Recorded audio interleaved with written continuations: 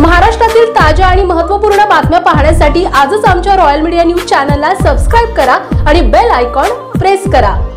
पिंपरी चिंचवड शहरातील सुमारे 6 लाख घरांना भेटी देऊन मराठा समाजाचे सर्वेक्षण शुक्रवार अखेर रात्री वाजेपर्यंत मुदतीमध्ये पूर्ण करण्यात आले, अशी माहिती पालिका आयुक्त तथा प्रशासक शेखर सिंह यांनी पत्रकार परिषदेत दिली आहे।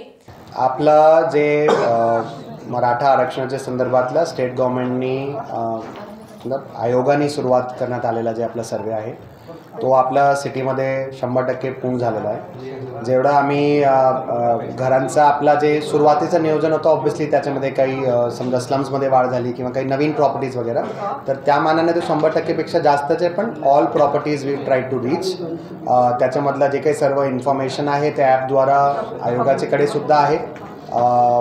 काल रात्री आयोगाचा सर्वेसुद्धा बंद झाला आणि आपल्या महानगरपालिकेच्या त्या संदर्भातलं सगळं काम पूर्ण झालेलं आहे। महानगरपालिकेचे तर्फे जे काही आपले प्रायव्हेट स्कूल्स असतात त्यांचं ॲफिलिएशन किंवा इतर गोष्टी जनरली स्पीकिंग कमिशनर एज्युकेशनचे मार्फत हँडल केला जातं आहे। त्याच्यामध्ये महानगरपालिकेचा जे आपले एज्युकेशन ऑफिसर आहे त्यांचा काही प्रमाणात रोल एज्युकेशन ऑफिसर जे जिल्हा परिषद असतात त्यांचा असतो आणि त्यांची हे कार्यपद्धती प्रायव्हेट शाळांसाठी कमिशनर एज्युकेशनचे देखरेखमध्ये राहतात।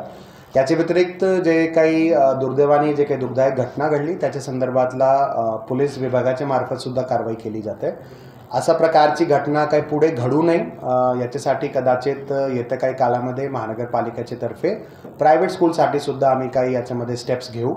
महानगरपालिकेच्यासाठी जे आम्ही आता काउन्सिलर जे नॉमिनेट केले 21 त्यांचा एक टर्म ऑफ रेफरन्स हा पण आहे की मुलांना गुड टच बॅड टच वगैरे ते सर्व समजून सांगणे, जेणेकरून आपलं गर्ल स्टुडंट असो किंवा बॉय स्टुडंट असो दोघांना आपलं माहिती असलं पाहिजे what is a good touch what is a bad touch, आणि जेणेकरून त्या संदर्भातला ॲट द राईट टाईम त्यांच्या मार्फत काही अलार्म रेज करायचे असेल त्यांच्या पालकांना किंवा त्यांच्या काही एखाद्या मोठ्या वरिष्ठांना वगैरे ते मुलांचे मार्फतसुद्धा राहिलं पाहिजे। तर जे महानगरपालिकेच्यासाठी आपण जे आम्ही काउन्सिलर नॉमिनेट केले इतर त्यांच्या कामाच्या व्यतिरिक्त एक टर्म ऑफ रेफरन्स आपण त्यांच्यासाठी हा पण ठेवतो। गोविंद, मला वाटत नाही की या मुद्द्याच्या संदर्भातला काही रँडम चेकिंग करून त्याच्यामध्ये काही मार्ग निघण्याचं कारण आहे। याचे उलट कदाचित सर्व प्रिन्सिपल्स आणि यांना एक प्लॅटफॉर्मवर आणून आपण मागे एक प्रयत्न केला होता ज्याच्यामध्ये जवळपास 500 प्रायव्हेट स्कूलचे प्रिन्सिपल्स प्लस आमचे प्रिन्सिपल त्यांचा आपण एकत्रित एक कन्व्हेन्शन घेतला होता। 6 ते 7 महिने झाले, त्याला आपण पुन्हा आता फरवरीमध्ये घेणार आहोत आणि खूप प्रामुख्याने आपण हे मुद्दे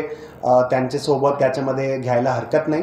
but it is something that every private school management त्यांचे प्रिन्सिपल त्यांनी ते जबाबदारी स्वतःवर घ्यावी लागणार आहे।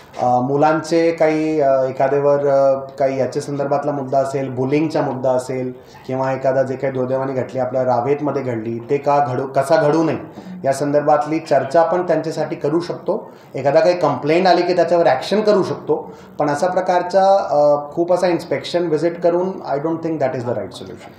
सर, मगाशी आपण म्हटलं की लोन घेणं एक आयडियल इंटेन्शन आहे, तर आपण कुठल्या पर्पजसाठी लोन घेत आहोत आणि त्याच्यासाठी कशा प्रकारची आपण जाहिरात प्रसिद्ध केलेली आहे? सर्वात आधी तर आम्ही लोन घ्यायचा काही असा काही निर्णय अजून घेतलेला नाही आहे। आपण फक्त RFP करून कमर्शियल बँक्सच्याकडून आपला महानगरपालिका AA+ क्रेडिट रेटिंग एजन्सीची महानगरपालिका आहे, which is the best credit rating जे आपल्या देशामध्ये एखादी महानगरपालिकेला दिलं जातं आहे। मागच्या वर्षीसुद्धा आपण म्युन्सिपल बॉन्ड रेज केला, त्याचे आपण 200 कोटी रेज केले होते, जे की एक चांगला यील्ड आम्हाला भेटला। त्याच्यामध्ये गव्हर्नमेंट ऑफ इंडियाच्या इन्सेंटिव्हला सोबत गृहीत धरून खूप एक चांगला बेनिफिटमध्ये महानगरपालिका त्याच्यामध्ये राहणार आहे। याचेच पाठोपाठ आता मोशी हॉस्पिटलसाठी आणि आपला ओल्ड मुंबई पुणे हायवेचा सस्टेनेबल मोबिलिटी किंवा अर्बन स्ट्रीटस्केपिंग डिझाईनसाठी आपण हे 2 प्रोजेक्टसाठी असा एक नियोजन करतोय। आज रोजी त्याचा काही निर्णय आपण घेतलेला नाही आहे। राज्य शासनाची मंजुरीने आणि राज्य शासनाच्या अप्रुव्हलनेच तो कदाचित पुढे भविष्यामध्ये आपण तो निर्णय घेणार आहोत। तसा असला every level of government, federal government म्हणजे गव्हर्नमेंट ऑफ इंडियाच्या लेवलचा असो, राज्य शासनाचा असो किंवा सिटी स्तरावरची असो, इन्फ्रास्ट्रक्चर क्रिएशनसाठी वेगवेगळे सर्वांना मार्ग अवलंबून घ्यावे लागतील। काही काम आपले बजेटमधून करावे लागतील, काही काम इमिजिएट जे इन्फ्रास्ट्रक्चर, आता हे जे आपण लोन घेतोय मोशी हॉस्पिटलसाठी घेतोय, which is a critical need. Healthcare today is a very very critical need. साधारण सामान्य माणसाला जर आपण चांगली हेल्थची सुविधा देऊ शकलो तर त्याचे पलीकडे जाऊन कदाचित आपलं काही मोठं काम महानगरपालिकेच्या मार्फत राहणार नाही. म्हणून मोशी हॉस्पिटलसाठी जे आपण हे लोन घेतोय, प्लस मुंबई पुणे रोडचा सस्टेनेबल मोबिलिटी प्रोजेक्टसाठी जे आपण लोन घेतोय, त्याचा मागचा हेतू एवढाच आहे की लोनचे मार्फत आपण खूप लवकर हे दोन्ही इन्फ्रास्ट्रक्चर क्रिएट करू शकतोय, ज्याला कदाचित बजेट ॲलोकेशन करायला खूप वेळ गेली असती. मुख्य इम्पॉर्टंट मुद्दा असा आहे, आम्ही तो निर्णय पुढे जरी घेऊ तरी एखादा लोन घेणारा जे काही ऑर्गनायझेशन असतो किंवा डेट इन्स्ट्रुमेंट वापरणारा एखादी ऑर्गनायझेशन असतो, तो डेट इन्स्ट्रुमेंट किंवा लोनचा जे आपला लेवल आहे तो असं लिमिट्समध्ये असलं पाहिजे की लोन्सची सर्व्हिसिंग करताना त्याचं जे प्रिन्सिपल प्लस इंटरेस्टचं जे अमाऊंट आहे ते आमची रेव्हेन्यूजची चौकटीमध्ये असलं पाहिजे. आणि त्या संदर्भातली काळजी आम्ही 100% घेणार आहोत. महानगरपालिकेच्यासाठी कदाचित एक डेट पॉलिसीसुद्धा आपण पुढे आणतोय, जेणेकरून आपला डेट्सचं लेवल अनसस्टेनेबल लेवलला जाऊ नये. पण आज रोजी ज्या प्रमाणचा इन्फ्रास्ट्रक्चर, लोकांची डिमांड ज्या प्रमाणची आहे आणि जे आपला ताण आपले शहरावर वाढती पॉप्युलेशनचे मुळे जे राहतोय, आपली 17 लाखची पॉप्युलेशन आत्ता जवळपास 30 ते 32 लाख आहे. जर आपल्याला या एक्सप्लोजिव्ह ग्रोथला मॅचअप करायचं असेल आणि लोकांना ज्या प्रमाणचा एक इंटरनॅशनल सिटीचे लेवलच्या इन्फ्रास्ट्रक्चर आपल्याला द्यायचं असेल तर आपल्याला वेगवेगळे मार्ग आपल्याला अवलंबून घ्यावे लागतील. विकास खूप मोठा आन्सर होईल. त्याच्यामध्ये जे आपण बजेट रिलीज करणार आहोत, जे काही फिगर आम्ही रिलीज करतो, तुम्हाला आता पुढचे 15-20 दिवसामध्ये ते फिगर कळून जाईल. तर आज रोजी त्याच्यावर संभाष्य करण्यामध्ये अर्थ नाही. पण एखादा जेव्हा आपण प्रोजेक्ट घेतो, तो प्रोजेक्ट आता फॉर एक्झाम्पल जसं मी सांगितलं, आपण मोठ्या प्रमाणात आपण DP रोड्स घेतोय. त्याच्या मागचं कारण हेच आहे की काही भागामध्ये अजून आपल्याकडे कनेक्टिव्हिटी अवेलेबल नाही. काही भागामध्ये DP रोड्स डेव्हलप न झाल्यामुळे कंजेशन खूप वाढलं आहे.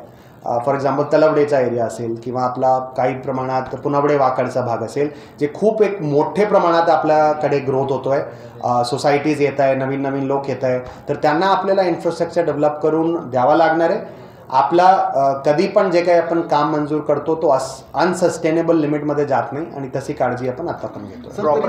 महाराष्ट्रातील ताज्या आणि महत्त्वपूर्ण बातम्या पाहण्यासाठी आजच आमच्या रॉयल मीडिया न्यूज चॅनलला सबस्क्राईब करा आणि बेल आयकॉन प्रेस करा.